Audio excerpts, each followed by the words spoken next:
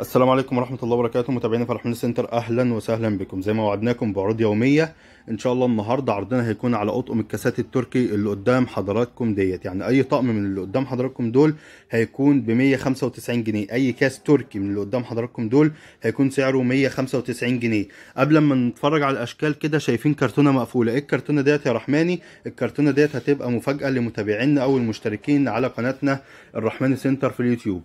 نتفرج كده مع بعض. بنشوف الكاسات اللي سعرها 195 جنيه.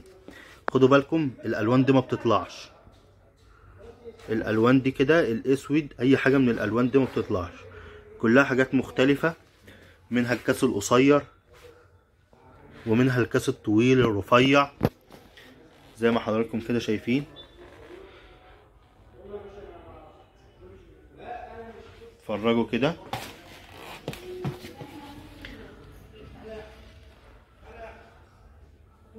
اشكال مختلفة تماما.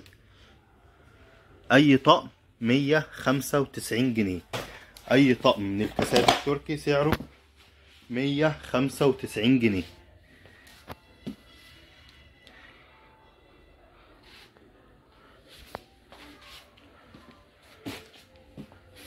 طيب يا رحمن، انت شوقتنا. ايه اللي في الكرتونة المقفولة دي؟ اي واحد مشترك معنا على قناة اليوتيوب هيجي بكرة ان شاء الله، او يعني النهاردة على حسب ميعاد الفيديو هينزل فيه، اللي هو يوم السبت. طقم الكاسات ده هياخده ب 295 جنيه. طقم الكاسات ده هياخده ب 295 جنيه. زي ما احنا كنا اتكلمنا قبل كده عن الكاس دوت وقلنا ان في منه اصلي وتقليد. دوت يعتبر ايه؟ لا هو الاصل قوي ولا هو التقليد قوي. الكاس دوت هيبقى سعره 295 جنيه بدلا من 375 جنيه بكره اللي هو يوم السبت، لاي واحد مشترك معانا على قناة اليوتيوب. والكاسات ديت اي كاس فيهم سعره 195 جنيه. والى اللقاء في فيديو اخر ان شاء الله، وانتظروا العروض.